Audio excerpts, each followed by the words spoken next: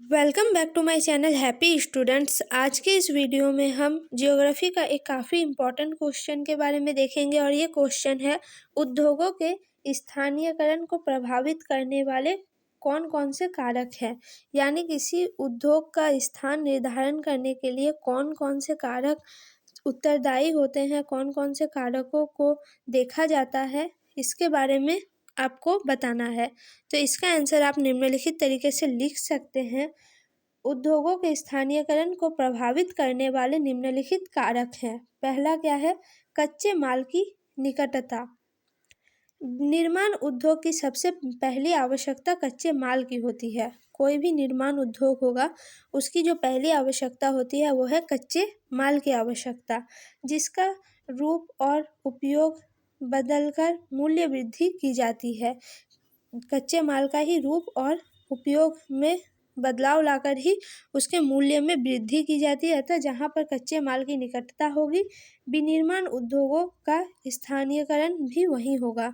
इसीलिए क्या होता है, जहाँ पर कच्चे माल की निकटता होती है, जहाँ पे कच्चे माल आसानी से उपलब्ध हो जाते हैं, उन जगहों पर क्या होता है, उद्योग अधिक उत्पन्न होते हैं, अधिक उद्योगों को बिठाया जाता है।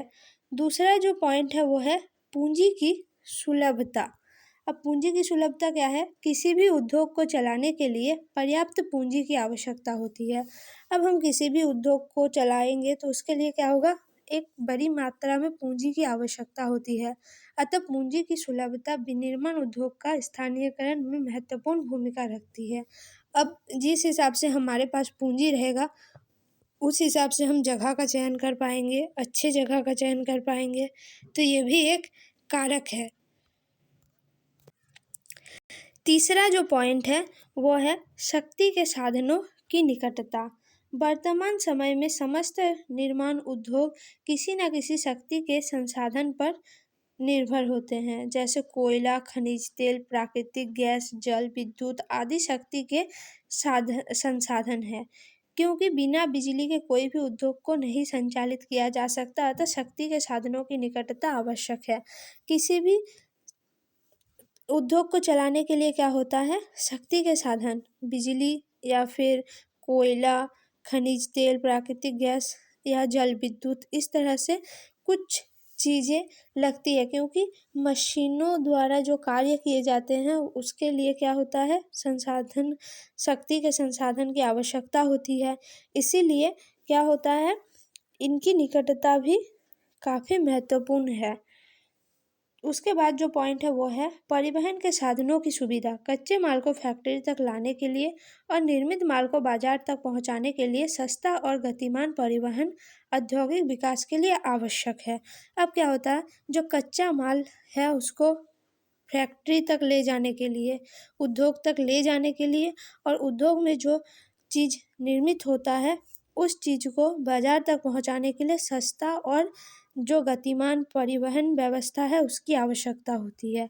अतः वर्तमान समय में उद्योगों के स्थानीयकरण में परिवहन के साधनों की सुविधा जैसे रेल, सड़क, हवाई मार्ग से जुड़ा होना आवश्यक है।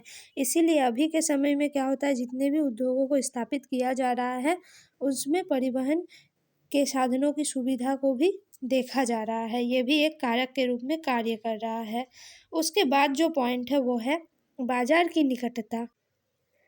बाजार से निकटता वाले औद्योगिक क्षेत्रों में उत्पादित वस्तुओं की खपत अधिक होती है, क्योंकि वैसे क्षेत्रों में अधिक जनसंख्या में उपभोक्ता आसानी से उपलब्ध होते हैं। अतः निर्मित वस्तुओं के खपत हेतु बाजार की निकटता आवश्यक है। बाजार की निकटता वाले औद्योगिक जो क्षेत्र होते हैं उसमें वस्तुओं की खपत क्या होती है? ज़्यादा होती है, क्योंकि औद्योगिक क्षेत्रों में भी जनसंख्या काफ़ी अधिक होती है, उपभोक्ता आसानी से मिल जाते हैं। इसलिए क्या होता है, वस्तुओं का खपत जल्दी से जल्दी होता है और यहाँ पे बाजार निकट स्थापित होते हैं। उसके बाद जो पॉइंट है वो है अनुकूल जलवायु। किसी भी उद्योग की स्थापना के लिए अनुकूल जलवायु का होना एक महत्वपूर्ण कारक है।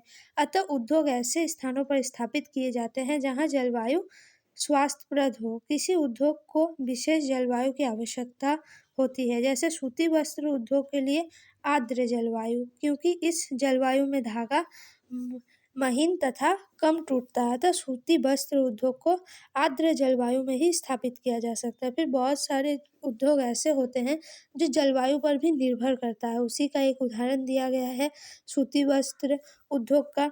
सूती वस्त्र उद्योग जो है वो आर्द्र जलवायु में अच्छा होता है, क्योंकि इससे धागा महीन और कम टूटता है, तो इसीलिए इसके लिए आर्द्र जलवायु उपयुक्त है। उसी तरह बहुत सारी चीज़ों के लिए जलवायु भी एक कारक के रूप में कार्य करता है।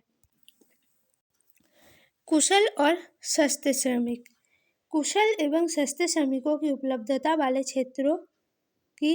क्षेत्रों में उद्योग की अवस्थिति के लिए अनुकूल होते हैं, जैसे अलीगढ़ में ताला निर्माण उद्योग एवं महाराष्ट्र में सूती वस्त्र उद्योग का विकास। अब क्या होता है, कुशल और सस्ते श्रमिकों की उपलब्धता जिस क्षेत्र में होती है उस क्षेत्र को भी क्या होता है, उद्योगों की स्थापना के लिए अनुकूल माना जाता है, क्योंकि यहाँ काफ़ी आसानी से कुशल और सस्ते में श्रमिक मिल जाते हैं, जैसे अलीगढ़ में ताला निर्माण का उद्योग और महाराष्ट्र में सूती वस्त्र उद्योग।